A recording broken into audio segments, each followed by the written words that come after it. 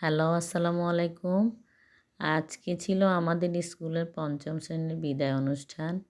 তো ছাত্রছাত্রীদের নিয়ে প্রধান শিক্ষকের সাথে কিছু ছবি এবং ভিডিও ক্লিপস নিলাম। আর ছাত্রছাত্রীদের একটু খাওয়া-দাওয়ার আয়োজন করেছিলাম আমরা স্কুলে।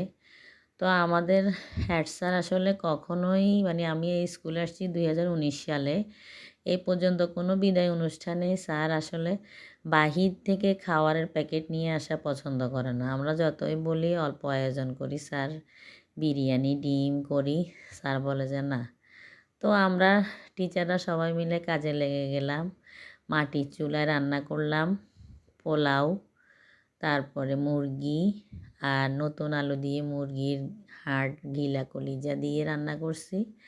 আর কিছু আমাদের গেস্ট ছিল স্কুলে, ওনাদের জন্য আমরা কিছু স্পেশাল আয়োজন করেছিলাম। এই যে দেখেন আমাদের লার্কির চুলার একদম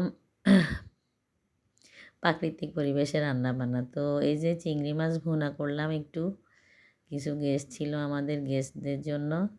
আর বেগুন ভাজাও করেছিলাম পাশাপাশি। একদম সব মাটির চুলায় রান্না করেছিলাম আমরা শিক্ষকরা। পোলাও ৩ পাতিলে রান্না করেছি, বড় ৩ পাতিলে রান্না করেছিলাম। আমাদের স্টুডেন্ট ছিল ৩৫ জন, আমরা শিক্ষক ছিলাম ৬ জন, আর আমাদের গেস্ট সব মিলিয়ে ৫০ জনের আয়োজন ছিল আর কি।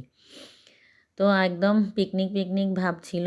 বাচ্চারা খুব আনন্দ করছে। বাচ্চাদেরকে দিয়ে আমরা আসলে কোনো কাজই করাই নাই। তো এই তো হয়ে গেল আমাদের রান্না বান্না শেষ। আমাদের ৩ পাতিলে পোলাও করেছি, বড় বড় ৩ পাতিলে।